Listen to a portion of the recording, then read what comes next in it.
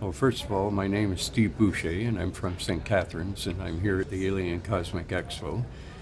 And what I wanted to talk about was this experience that I had with the same band as I'm probably more well known for the incident that happened with my band back around 1971, I think it was. And I was with that band for about 3 years, 3 or 4 years, I think. And we had another gig one time where it turned into an experience, but this one was an unusual one because in this case it wasn't an abduction of the band, it was an abduction of the audience that we were supposed to play for. And I know that's going to sound really strange, and you're probably going to think, wow, an entire audience, like how can that be? But what happened was we had a gig at a place called Alfie's Trough, and it was a bar at the back of the Brock University. And I'm not sure exactly what year it was. I'm thinking somewhere around 73, 74. And it was winter time again, and we went to play there, and we had this kind of a wooden dolly with wheels on it, and we'd pile the drums and the amplifiers and stuff on that dolly to take out there. So we arrived at the place, we piled the stuff onto the dolly, and we started going into Brock University, and we followed the main hallway which led down to toward the bar at the back. You had to go out the back door to get it to the bar. And so we were going down the hallway, and I noticed something unusual. At the end of the hallway, there seemed to be these funny-looking beings walking around, and there didn't seem to be any students around or any humans, just a couple of these beings. And I mentioned it to the guys. I said, "Hey, look down there. That looks like there's some aliens or something down there." And they said, "Yeah, you're right." And one of them ducked into a door on the side of the hallway that I know led down to a classroom that was kind of like an amphitheater kind of classroom. And I'd been there before, I think, for a play once. And when I saw him go in there, I thought, when I get down there, I'm going to open that door and see if he's there, and see if I can get a better idea what these things are. And I got there and I opened the door and I looked in, and it was complete darkness. You couldn't see anything, so I just shut the door. And as soon as we went around the corner, they were there. And there were, I believe, there were at least 3, maybe 4. And they stopped us immediately when we ran around the corner, and they said, "Where are you going?" And they separated us from each other. And I told the one that I was with, I said, we're a band and we were going to play at the bar out here. And they said, is this something you're being paid for? And we said, yeah. And they said, oh, then you'll be missed. And I said, yeah. And so he looked at the other beings that were interrogating the other members, and he said, we have to let them go. They'll be missed. And so they brought us over to the door we were heading toward. And I noticed that there was this kind of an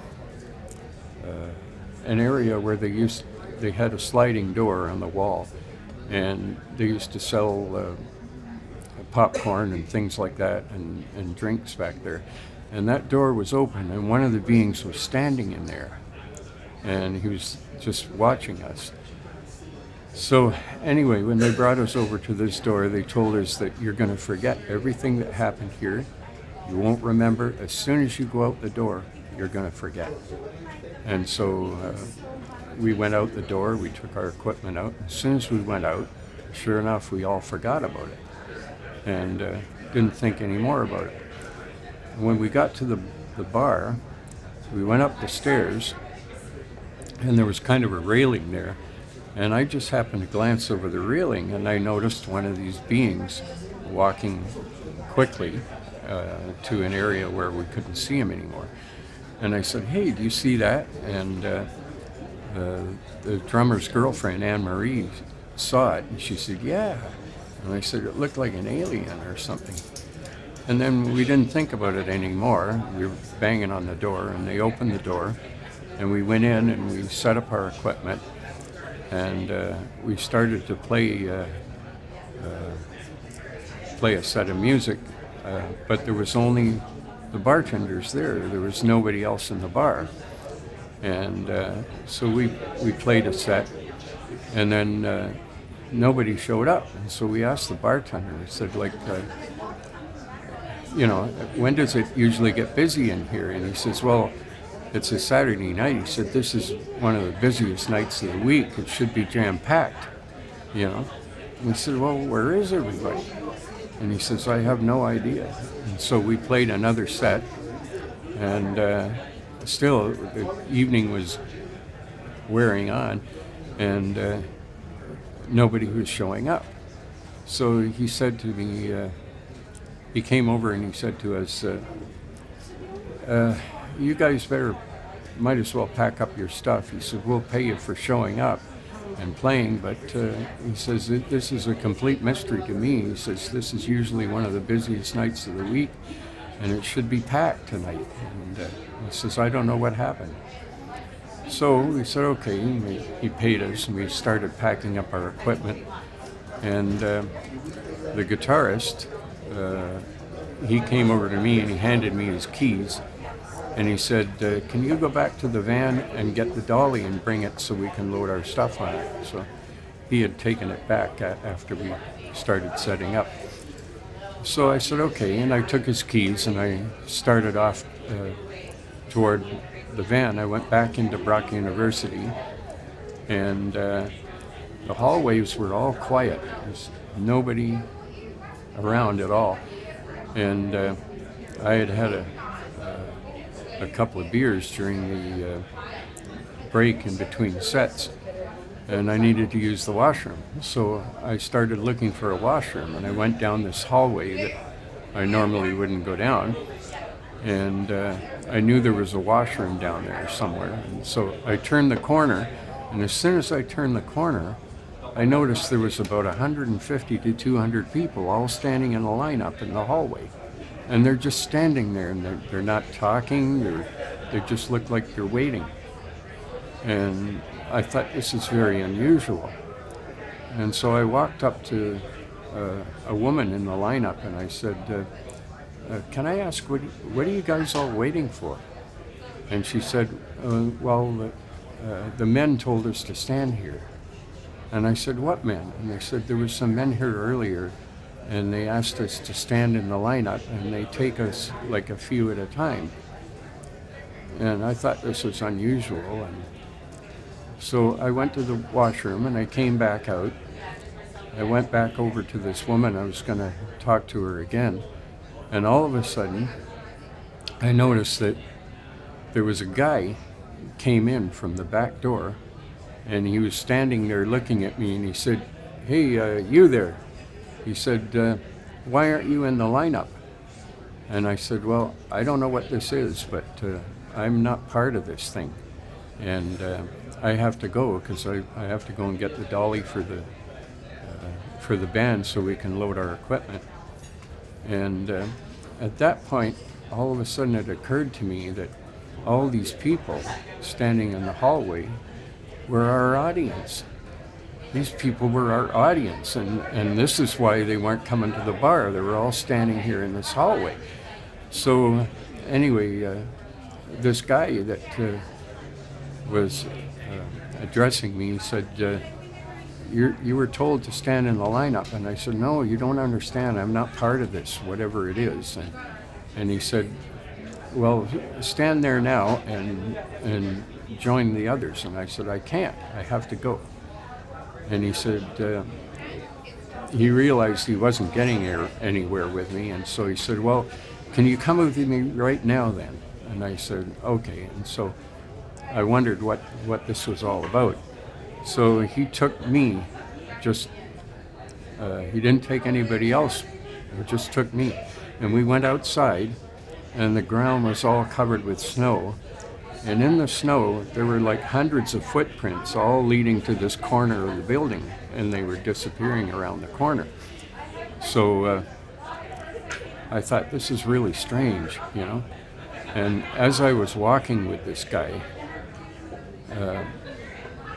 more and more he was starting to look like a gray alien and less like a human being. And I was starting to get the feeling that something is wrong here. And as soon as we got around the corner, I noticed that there was this gigantic saucer-shaped craft sitting on the pavement behind the building. And the door was open, and it was at night. And so it was dark, but the ship was kind of lit up. I could see lights inside. And there was a ramp going up to the arched doorway. And so this being, he took me up the ramp.